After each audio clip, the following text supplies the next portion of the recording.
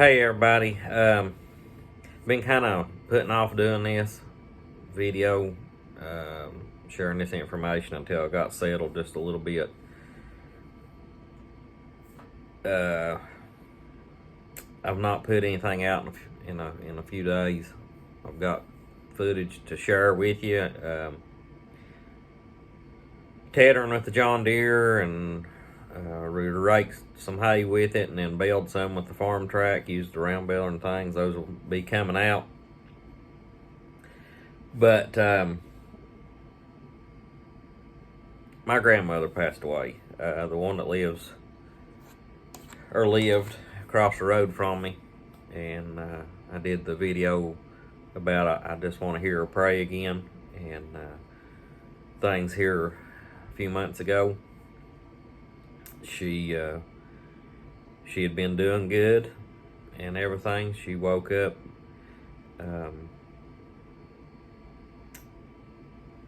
Wednesday morning, and the lady stays with her at night. She said that she got up that morning and Mama said she wasn't feeling good. Said call and let Dad know she's not feeling good, and said I think I'm going to lay back down. And it's unusual for her to want to lay back down in bed, and she laid back down in bed, and just very shortly she passed.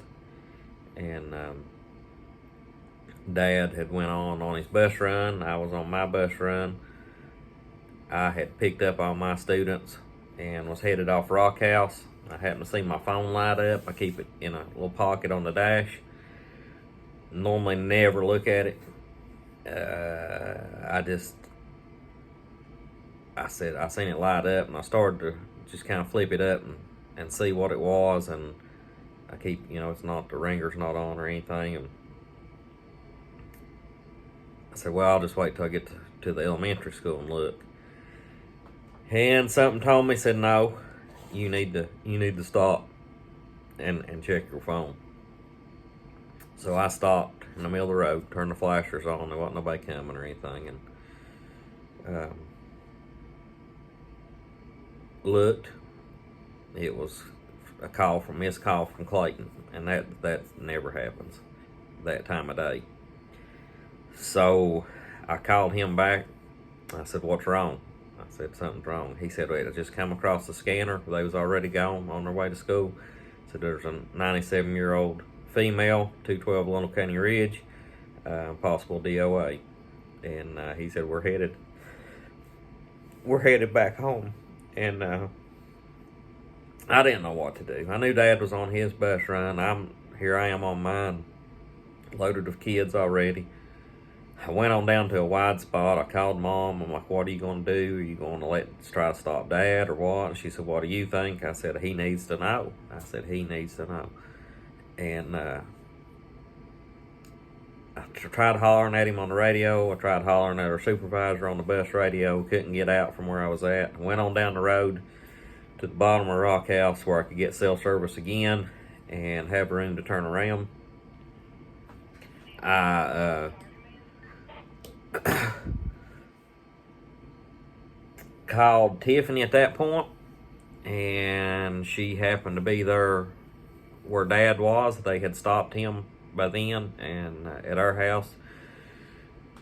I said, just tell him to wait there. I'm coming back. So I turned around, headed back up Rock House, went home, switched out the kids, took his kids, and that way he could go down there and be with Mama. The rescue squad hadn't got there yet by that point. The sheriff's department got behind me as I was headed back. So I took our kids on to school that morning, kind of did my run in reverse, picked up went different way than I normally do. Picked up the rest of his kids, and I dropped off, and I just hollered at our bus supervisor. I said, I'm headed to the elementary school to drop off the rest of the kids, and I'm going to be taking the bus and going directly back home. And they had already gotten in contact with him and let him know we had a family emergency. So when I got home, The rescue squad had left, but Mama was still there. The funeral home was on their way, so I was able to still see her before they took her out of the house, which some people don't like to do. It was comforting for me to be able to sit there on the bed with her for a few minutes. But I love her. I mean, she practically raised me along with Mom and Dad. I spent a good portion of my life out there with them, eating meals with them, stayed with them during the day, went on every vacation together that I ever went on as a kid almost with Mel and Papa. Of course, ended up moving and living across the road from them, and she always keep an eye on us, what we was doing, and we'd keep an eye on her. And she's a special, very, very, very special lady to me and all of us. But I just wanted y'all to know what's going on. I'll get the videos going here soon again. It's been a tough time. I've been trying to write a eulogy for her to give on at the funeral. It'll be this Saturday at Rugsby Church on Caney Ridge. Visitation starts at 6, and then it'll be Sunday at Rugsby Church on Caney Ridge at 11 o'clock. So, for the burial. But